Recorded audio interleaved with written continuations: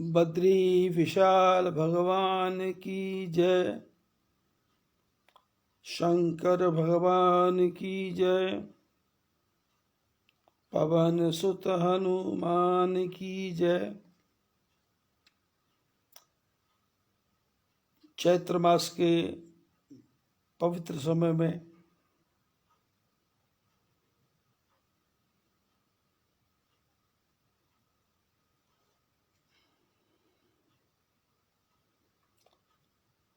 भगवान की मंगलमयी कथा चल रही है, जिसका आनंद हम और आप सब लोग ले रहे हैं।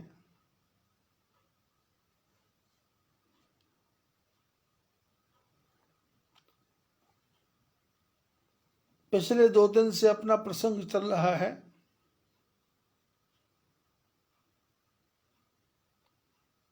कि जीवन जिए तो कैसे, बुद्धि का विकास हो तो कैसे।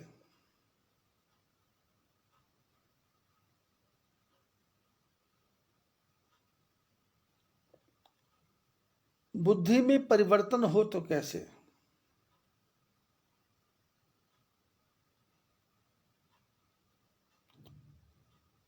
क्या हमको रावण जैसा बनना है कि विभीषण जैसा बनना है कि कुंभकर्ण जैसा बनना है। हमको सुख सारंग जैसा बनना है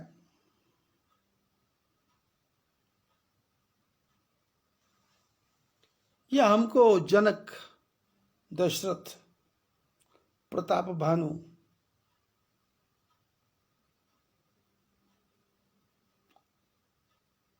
दुर्योधन जैसा बनना है, कर्ण जैसा बनना है, अर्जुन जैसा बनना है, नकुल सहदेव जैसा बनना है कि भीम जैसा बनना है कि धर्मराज युधिष्ठिर जैसा बनना है।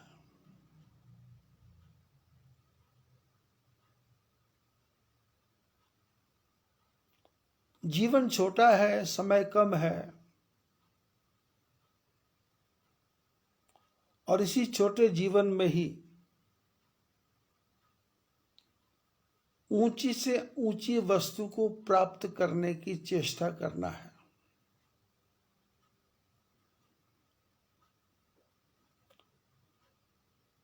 वो ये संसार के सद्गुण भी हो सकते हैं, वो ब्रह्म की प्राप्ति भी हो सकती है,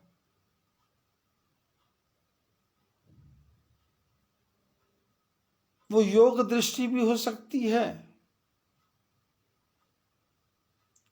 वो दिव्य दृष्टि भी हो सकती है, वो संसार का व्यवहार भी हो सकता है।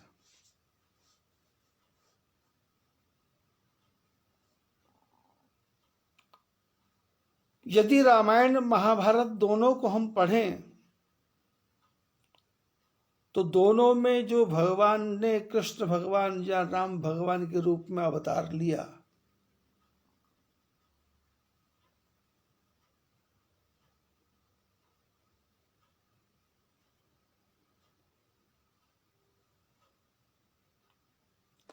कृष्ण जहां राम रूप में अवतार लिया,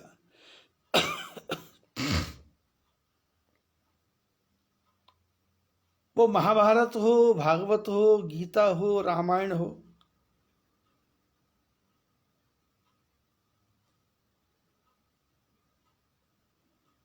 जिन जिन लोगों के साथ में भगवान ने अपने जीवन की यात्रा की, यदि वो ठीक थे तो चाहे राम हो चाहे कृष्ण हो, साथ दिया।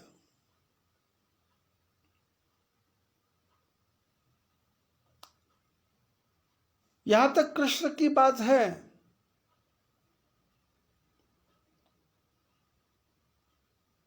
उन्होंने एक ही बात सूत्र में बांध रखी थी, धर्म एव हतो हंता धर्मो रक्षति रक्षिता तस्मात् धर्मो न हंतव्यो मानो धर्मो हतो वधित।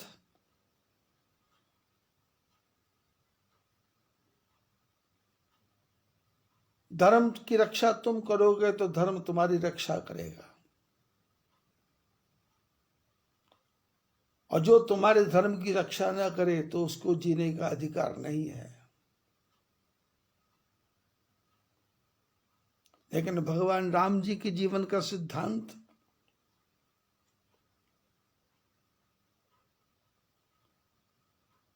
कि ताड़का को मारते हैं तो भी उसका कल्याण ही करते हैं, रावण को मारते हैं तो भी उसका कल्याण ही करते हैं।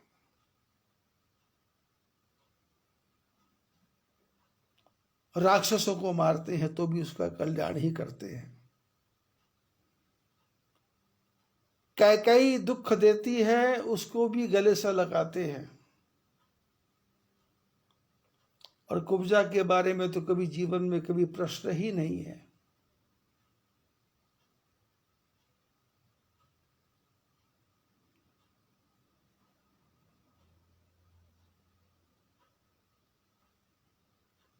अहिल्या का कल्याण करते हैं,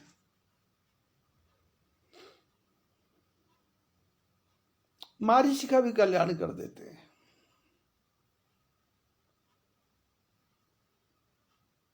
कल के प्रसंग में बताया था कि केवट का भी कल्याण ही करते हैं।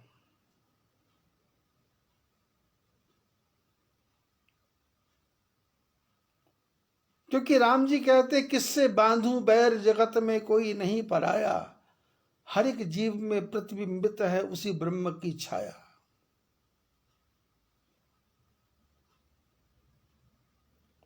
राम जी का सिद्धांत है सुख जाएगा तो दुख देकर, दुख जाएगा तो सुख देकर, सुख देकर जाने वाले से तो क्यों इतना घबराता है।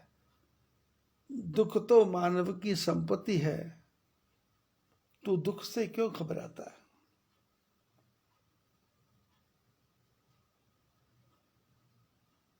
सुख है संध्या का लाल क्षितिज और उसके बाद अंधेरा है, दुख है प्रातः का झुटपुटा सा और उसके बाद सवेरा है।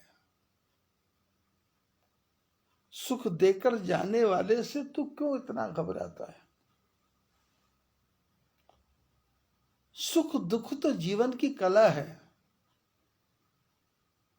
सुख दुख पाप पुण्य दिन राति, साधु असाधु सुजाति कुजाति, दानव देव ऊंच और नीचू, अमीय सजीवन माहिर मेचू, काशी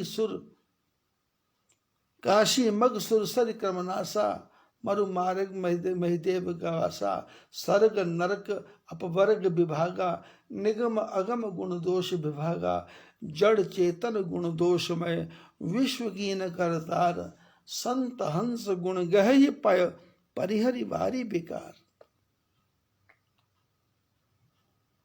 ये सारा संसार तो जड़ चेतन गुण दोषमय, ये तो गुण दोषों से भरा हुआ है। राम कहते हैं गुणों को ले लो और दोषों को भी गुणों के अंदर बदल दो, और कृष्ण कहते हैं ना,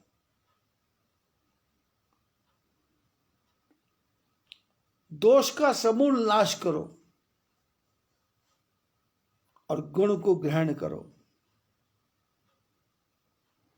धर्म का साथ दो, धर्म को ऊपर उठाओ, धर्म का रक्षण करो। यदि आपके साथ कोई छल कपट करता है तो उसको इस प्रकार का सबक सिखाओ कि जीवन में छल कपट करना भूल जाए।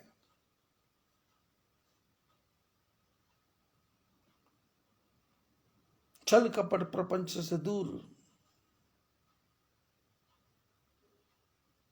गीता में भगवान कृष्ण अर्जुन को हर प्रकार के ज्ञान की शिक्षा देते हैं, हर प्रकार के ज्ञान की शिक्षा, योग की, वैराग्य की, धर्म की, अधर्म की, अपने की, पराये की। किसको छोड़ना है, किसको अपनाना है, क्या करने से क्या मिलेगा, क्या होने से क्या होगा, इस संसार का क्या बनता है, कौन बनाता है, कौन बिगाड़ता है, सब कुछ अर्जुन को सिखाने के बाद में भगवान कृष्ण एक शब्द बोलते हैं कि मैंने तेरे को सब कुछ बता दिया, अब करना क्या है या नहीं करना है क्या है वो तेरे हवाले है, अब तू इसके बारे में सोच, तू विचार कर। क्योंकि भगवान जीव को कहते हैं कि मैंने तेरे को भेजा है, कर्म तू कर, फल तेरे को भोगना पड़ेगा।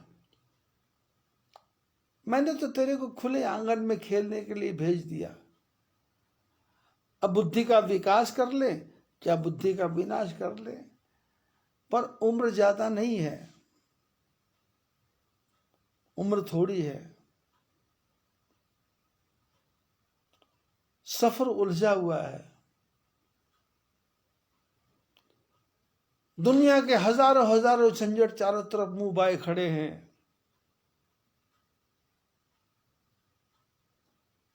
पत्नी का, पुत्र का, पिता का, माता का, भाई का, बंधु का, परिवार का, मकान का, दुकान का, संपत्ति का, शरीर की बीमारी का, जीवन में कुछ भी तो नहीं पता क्या होने वाला है।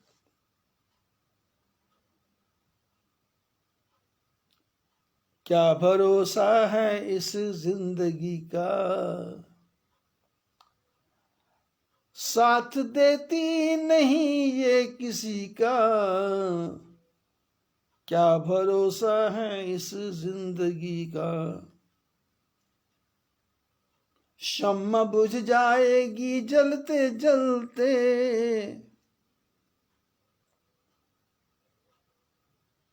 ये जो ज्योति है शरीर के अंदर, ज्योति आत्मा, ये कब निकल जाएगी शरीर में से कोई भरोसा नहीं है। साल, 2 साल, 4 साल, 10 साल, 5 साल, कोई भरोसा नहीं है। 100 साल भी चल पड़ेगा। अब कथा में तो लिखा है कि 13,000 साल तक राम जी ने शासन किया होगा।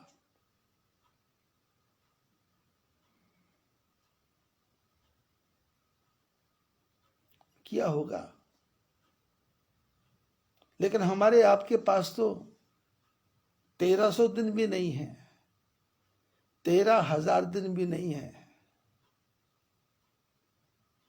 बस रोज का 21,600 सांस है। उन 21,600 सांस में ही कौन सा खेल खेलना चाहते हो आप?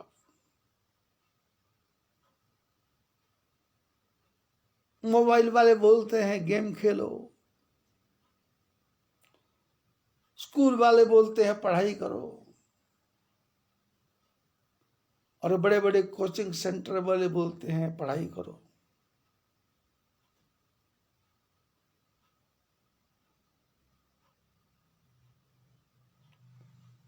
साधु संत महात्मा कहते हैं हमारी सेवा करो,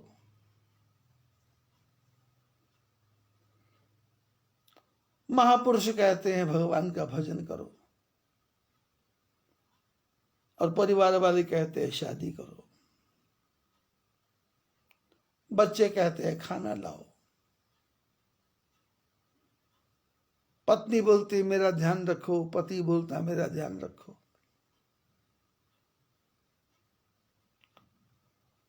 आज कोई बता रहा था व्हाट्सएप पे कि पत्नी अर्धांगिनी होती है,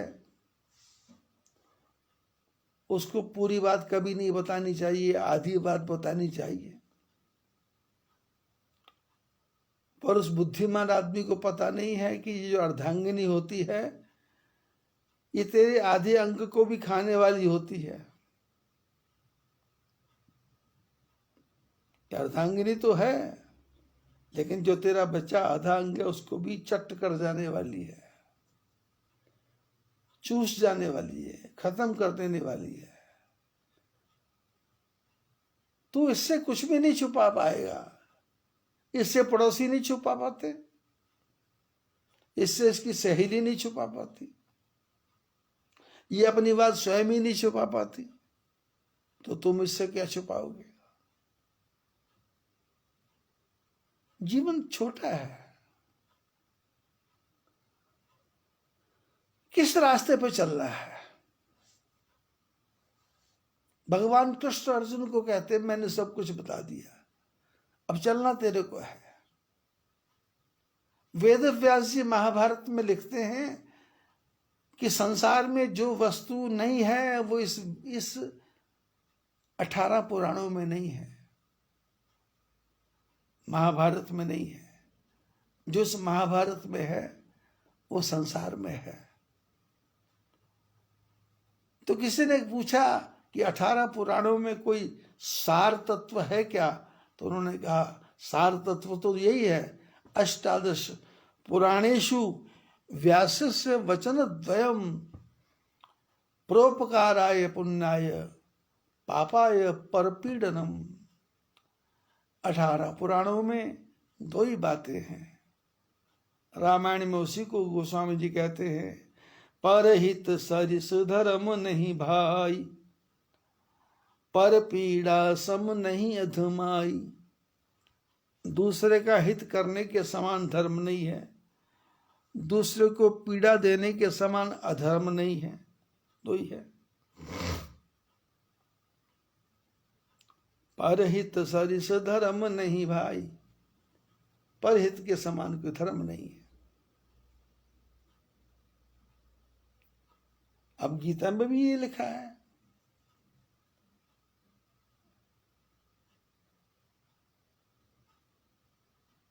गीता में भी ये लिखा है, दातव्यम इति यद्दानम दीयते अनुपकारणे देशे काले च पात्रे च तद्दानम सात्विकम स्मृतम।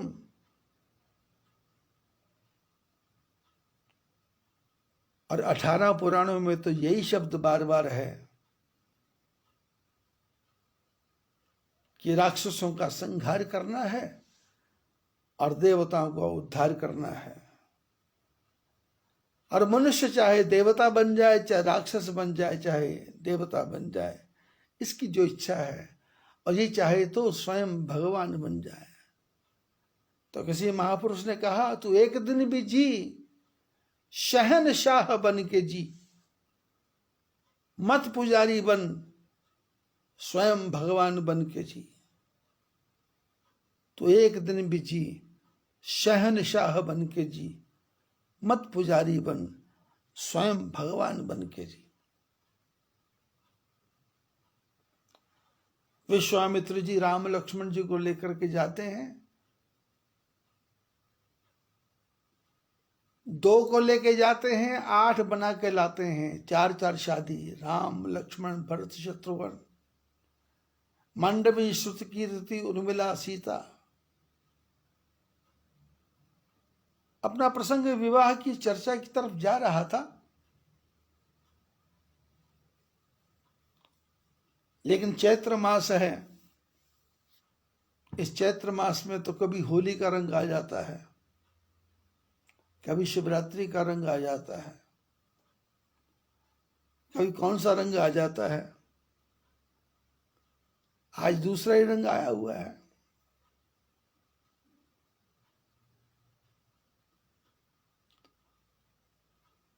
विश्वामित्र जी ने राम जी के नाम को प्रकाशित कर दिया। कहां तक?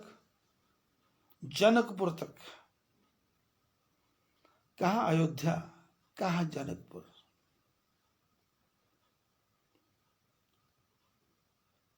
और कैकेयी ने वनवास दिया।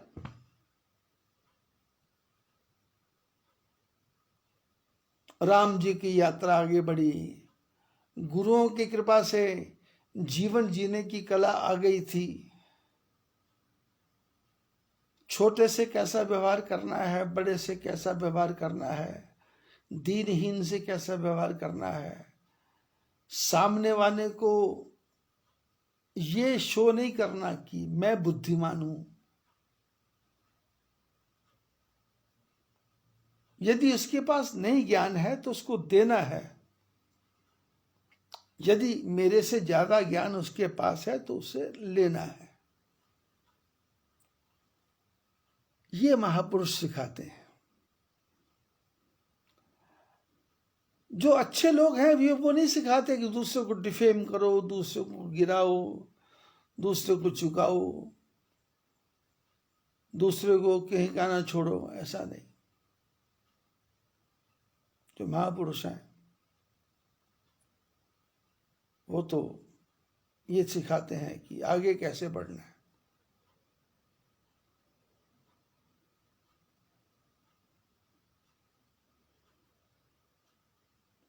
आगे कैसे बढ़ना है। विश्वामित्र जी ने राम लक्ष्मण जी को ऐसी विद्या दे दी थी कि जाते लागना क्षुधा पिपासा, जिससे भूख प्यास ना लगे, ऐसी विद्या भी दे दी थी।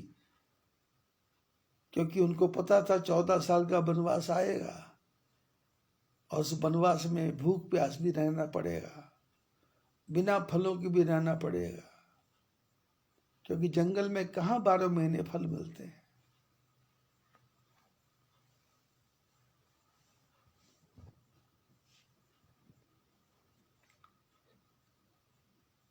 राम जी वनवास में गए। सीता जी ने कहा मैं जाऊंगी, राम जी ने कहा वेलकम। लक्ष्मण बोले मैं भी चलूंगा, बोले चलो।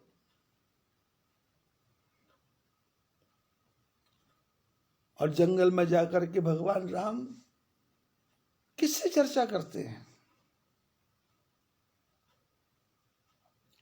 केवट ने गंगा से पार कर दिया, प्रसंग बीच में छूट गया है। केवट ने गंगा से पार कर दिया, जब पार जाने लगे तो निषाद राज ने कहा मैं आपके साथ जाऊंगा। भगवान बोले किस लिए? बोले आगे जंगलों का रास्ता है, मेरा देखा भाला है, तो आगे आपको रास्ता बताता जाऊंगा, और यहाँ जरूरत होगी वहां कुटिया वगैरह बना दूंगा, व्यवस्था कर दूंगा, आपके रहने की व्यवस्था कर दूंगा। भगवान साथ लेके चलते हैं, लेकिन जाते जाते भरद्वाज ऋषि के आश्रम में जाके पहुंचते हैं और उनसे पूछते हैं कहो नाथ हम कहीं मग जाही।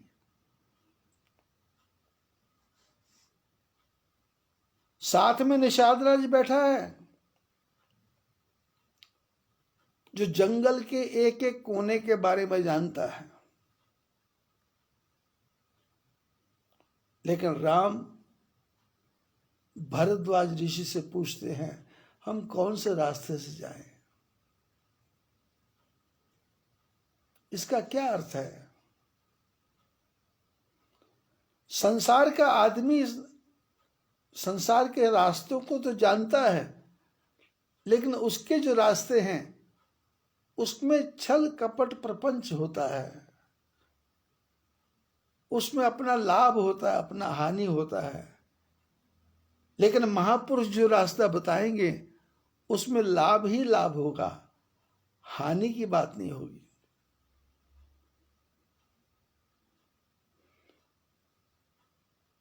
भरद्वाज ऋषि के आश्रम में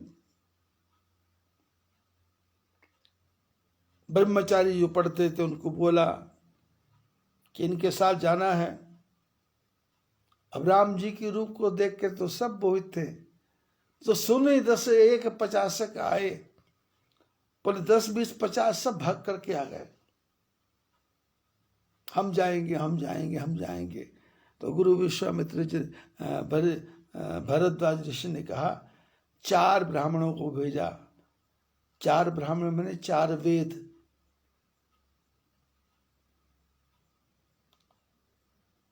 भरद्वाज कहते हैं राम तुम जगदीश माया जानकी। राम आप जगदीश हैं, ये सीता जानकी माया है जो सारे संसार की रक्षा करती है, ये माया है।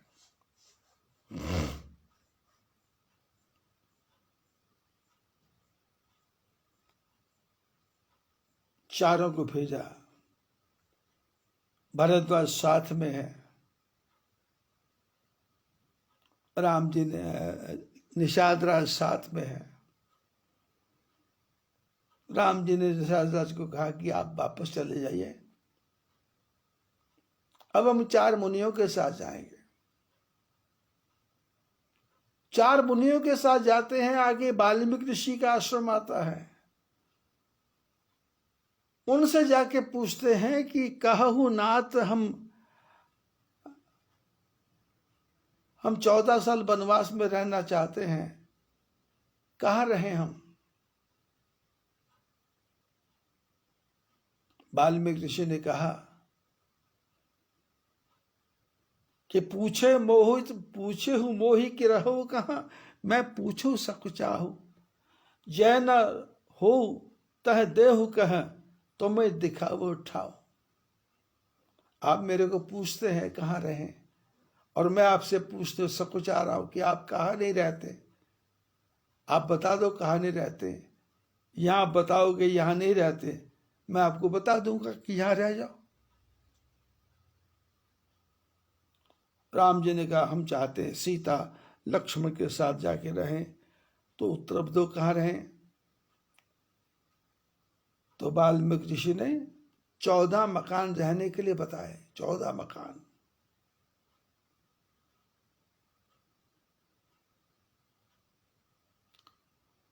राम जी अगस्त ऋषि के आश्रम में जाते हैं। अगस्त महर्षि के आश्रम के पास में हड्डियों का ढेर लगा है। महात्मा से पूछा ये क्या है? बोले पास में लंका है, और वहां के लोगों ने ऋषि मुनियों को खा करके हड्डियों का ढेर लगा दिया।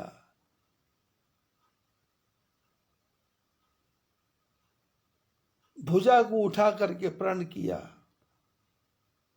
सकल मुनि के आश्रम जाई जाई सुख दीन, निश्चर हीन करो महे भुज उठाई प्रण कीन, सकल मुनि के आश्रम जाए जाए सुख दीन। ये धरती राक्षसों से हीन कर दूंगा मैं। महात्मा को आश्वासन दिया। रास्ते में जटायु जी मिले, उनको प्रणाम किया, उनको अपने पिता के समान माना,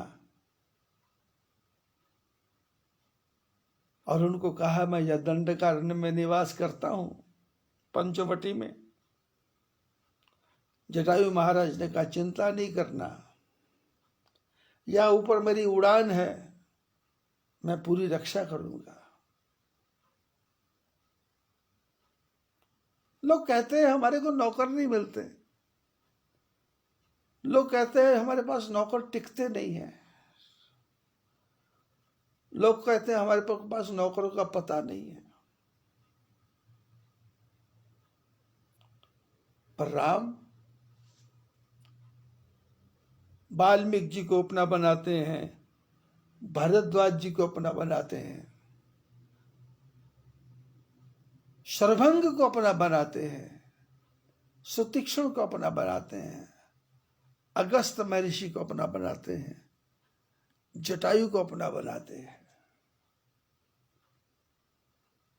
पंचवटी में निवास करते हैं।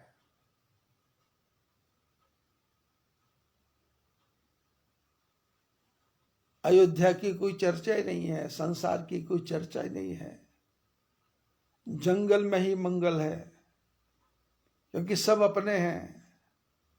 सबसे मीठी बात होती है, एक दूसरे का हालचाल पूछा जाता है।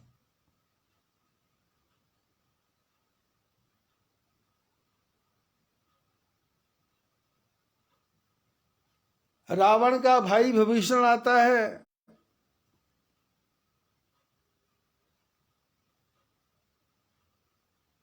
सुग्रीव समझा रहा है राम जी को कि ये राक्षस लोग हैं, इनका कोई भरोसा नहीं है।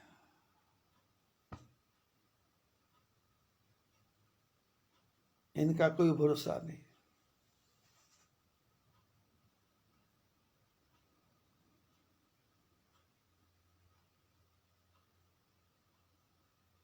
भेद हमार लेन सठ आवा,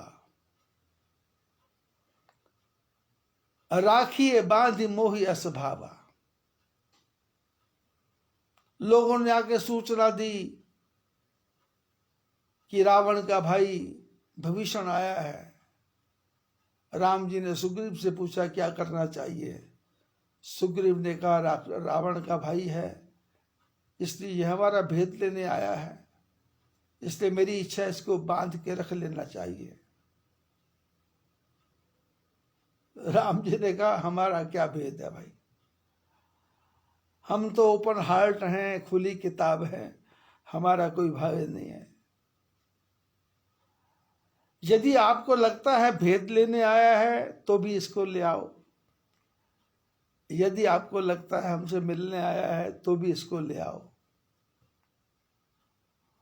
उभय भांति तही आनहु हंस कह कृपा निकेत,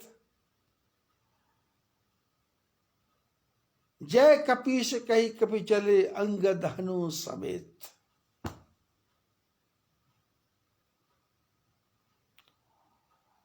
राम जी ने कहा भेद लेने आया है तो भी लेके आओ, भेद नहीं लेने आया तो लेके आओ, दोनों प्रकार से ले आओ, हमारे में कोई भेद है ही नहीं।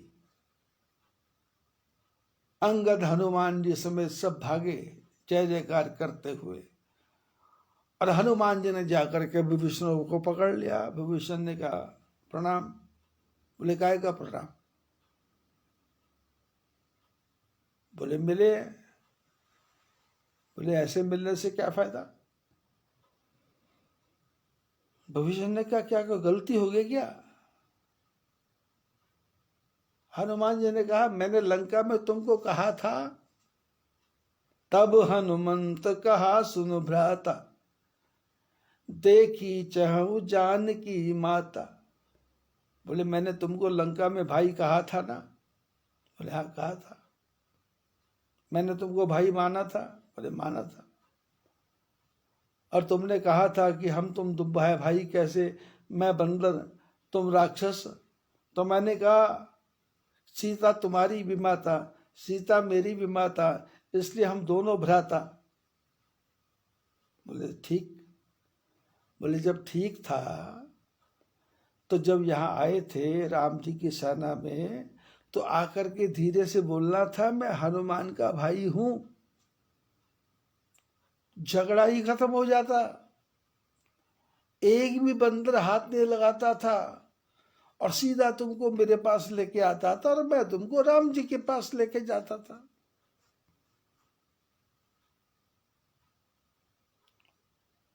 तुमने ये क्यों कहा नाथ दशानन कर मैं भ्राता था? भरत जी ने कहा, विभीषण ने कहा लेके तो चलो।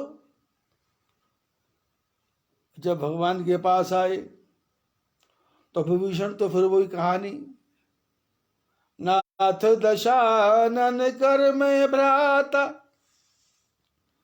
निश्चर जन्म निश्चर वंश जन्म सुरताता, सहज पाप प्रिय तामस देही, यथा अलू कही तम पर नेही। श्रवण सुजस सुन आयो प्रभु भंजन भव भीर, त्राहि त्राहि आरत हरण शरण सुखद रघुवीर। बोले मैं आपकी शरण में आया हूं, मेरी रक्षा करो रक्षा करो रक्षा करो। राम जी ने पूछा तुम हो कौन? बोले रावण का भाई हूं जिसने आपकी पत्नी सीता को चुरा लिया। नाथ दशानन कर मैं भ्राता, निश्चर वंश जन्म सुर, राक्षसों के वंश में पैदा हुआ, और जन्म सुरता, जन्म ही इसलिए हुए कि देवताओं को दुख देना है। सहज पाप प्रिय तामस देहि, और पाप करना तो हमको ऐसा लगता है जैसे गाजर मूली खाना। तामस, तब तामसी शरीर है, कुछ मेहनत नहीं कर सकते। तामस तन कुछ साधन नाही, कोई साधन भी नहीं है। और प्रीति न पद सरोज मन माही, और आपके चरणों में प्रेम भी नहीं है।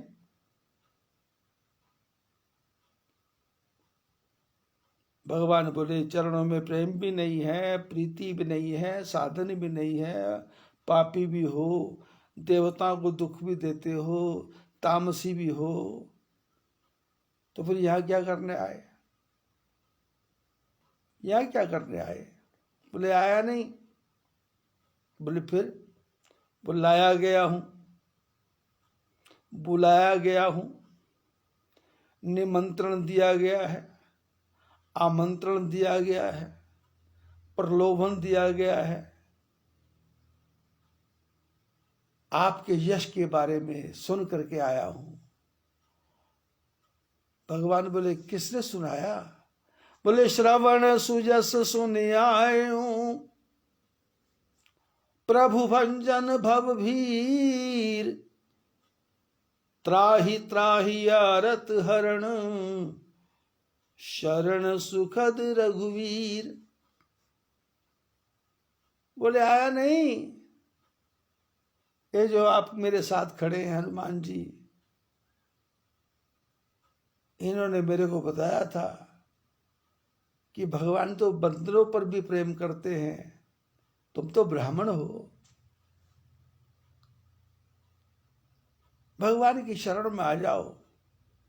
श्रवण सुजस सुन आयो, प्रभु भंजन भव भीर। भगवान सारे पापों को क्षमा करते हैं। त्राहि त्राहि आरत हरण, शरण सुखद रघुबीर।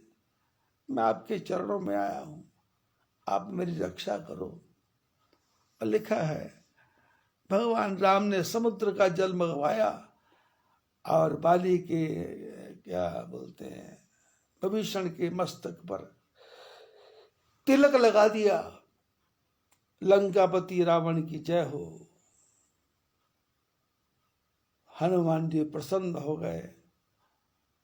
सुग्रीव तो जानता ही था भगवान की कृपा के बारे में, उसने क्या प्रसन्न होना है। सारे बंदर प्रसन्न हो गए।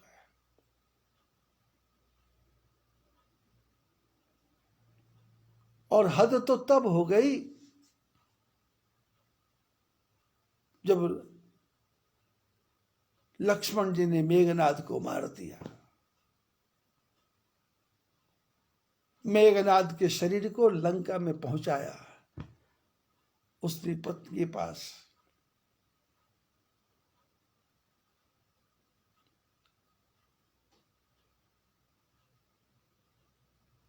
और उधर महाभारत पढ़ोगे तो अभिमन्यु का वध किस प्रकार से, कितनी बेरहमी के साथ किया। आपने तो एपिसोड में देखा होगा, लेकिन जो दृश्य महाभारत में लिखा है उसको देख के तो, सुन के तो हृदय के तार तार हिल जाते हैं। और अति तो तब हो गई जब रावण का वध हो गया। रावण का वध होने के बाद भी राम जी लक्ष्मण को कहते हैं रावण मर रहा है, मरते मरते कुछ ज्ञान ले लो। लक्ष्मण जी क्षत्रिय के हिसाब से रावण के सिर के पास खड़े हो गए। रावण ने कहा सिर के पास नहीं, ज्ञान लेना है तो चरणों की तरफ जाओ। लक्ष्मण जी चरणों की तरफ गए। रावण ने ज्ञान दिया, रावण ने ज्ञान दिया। सोने की लंका मिली। लोगों ने कहा लंका पे, सोने की लंका पे राज करो। भगवान बोले ना ना ना, जननी जन्मभूमिश्च स्वर्गादपि।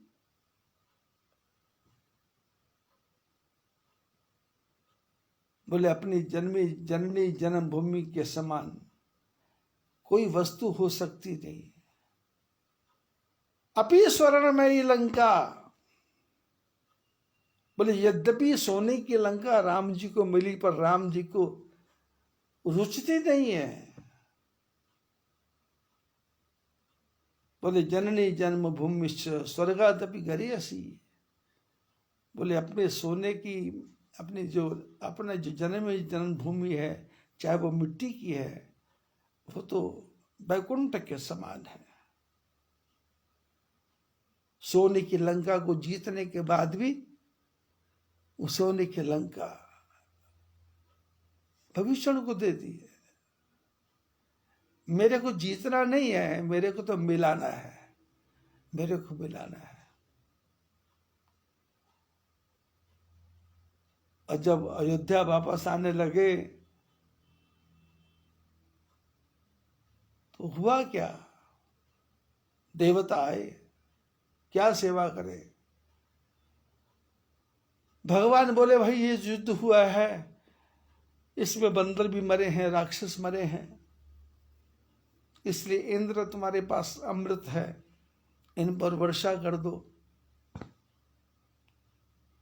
इंद्र ने वर्षा की, सुधा वृत्ति वे ऊपर जागे भालू कपि नहीं रजनीचर। अमृत की वर्षा हुई, बंदरों पर भी हुई, राक्षसों पर भी हुई, पर जागे भालू कपि नहीं रजनीचर। बंदर भालू सब जिंदा हो गए, पर राक्षस कोई भी जिंदा नहीं हुआ। हनुमान जी भगवान के चेहरे की तरफ देखते हैं, प्रभु ये क्या हुआ। इंद्र की तरफ देखते हैं, अमृत की वर्षा की, भेदभाव। राम जी ने कहा कोई भेदभाव नहीं, ये मैंने स्वयं किया है। बोले क्यों। बोले युद्ध हो रहा था, राक्षस बोलते थे मारो राम को, मारो राम को, मारो राम को, और मेरे बंदर कहते थे मारो रावण को, मारो रावण को, मारो रावण को। रावण रावण कहते मरे, इनका मोक्ष नहीं हुआ। और जितने बंदर, जितने राक्षस थे, राम राम कहते मरे, सबका मोक्ष हो गया। इसलिए मैंने कहा अमृत बरसाओ, और जो नहीं, जिनका मोक्ष नहीं हुआ उनको जिंदा कर दो। सारे बंदरों को जिंदा कर दिया। अब कैसे करना है, सबको अयोध्या लेके आना है। पुष्पक विमान, उसको ऑर्डर किया बड़ा करो, पुष्प विमान जितने बंदर सबको बिठा दिया, और आकाश से पुष्प विमान उड़ता जा रहा है। अपनी सेवा करने वाले बंदर भालुओं के लेकर के राम जी अयोध्या आए हैं, और एक एक का स्वागत किया है, एक एक का सत्कार किया है, और एक एक के बारे में सुंदर चर्चा की है, और एक एक के बारे में बढ़िया प्रश्न किए हैं, बढ़िया उत्तर दिए हैं। भरत जी ने पूछा है, अयोध्या वासियों ने पूछा है, एक एक बंदर को विदा करते हैं। अंगद चरणों में गिर गया। भगवान ने कहा क्या हुआ। बोले मरते बार मेरा पिता बाली, गयो तुम्हारे कोछे घाली। बोले मरते समय मेरे पिताजी ने आपके चरणों में मेरे को छोड़ दिया था, मैं कहाँ जाऊं।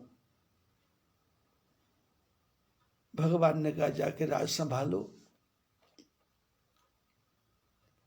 एक एक आदमी जा रहा है, और हनुमान जी सबको पहुंचाने जा रहे हैं, और सब लोग देख रहे हैं कि हनुमान जी जा रहे होंगे, लेकिन एक पार्टी को छोड़ के आ जाते हैं, दूसरी पार्टी को छोड़ के आ जाते हैं, तीसरी पार्टी को छोड़ के आ जाते हैं। इतने में केवट आ गया, भगवान के चरणों में प्रणाम किया। भगवान ने अपने नए नए वस्त्र उसको पहनने को दिए, और कहा केवट सदा रहो पुरावत जाता। हमारा तुम्हारा रिश्ता आने जाने का है। मैं तुम्हारे घाट से गया था तो तुमने कहा था फिरती बार मोहि जो देवा, सो प्रसाद में सिर धर लेवा। फिरती बार, लेकिन अब आपके साथ भगवान बोले तुमने कहा था आते जाते रहना, मैं भी कह रहा हूं आते जाते रहना। केवट भी चले गए, अंगद भी चले गए, विभीषण भी चले गए, सुग्रीव भी चले गए, पुष्प विमान भी चला गया, हनुमान जी एक कोने में से निकल के आए। राम जी ने कहा हनुमान तुम नहीं गए क्या? बोले जी आपने कहा ही नहीं मेरे को जाने को। बोले तुम बार बार जा तो रहे थे। बोले वो तो मैं पहुंचाने जा रहा था। बोले फिर तुम जाओ। हनुमान जी ने कहा महाराज कुछ रास्ता जानता नहीं हूं, कुछ मेरे को पता नहीं दुनियादारी का, अब कहां जाके रहूंगा, जीवन के थोड़े दिन बाकी हैं, आप चाहो तो आपके चरणों की सेवा में लगा रहूं, मैं आपकी सेवा करता रहूं। रामचरितमानस में कथा है, बड़ी विचित्र विचित्र कथाएं हैं, समय आने पे फिर छेड़ा जाएगा। बोले बद्री विशाल भगवान की जय।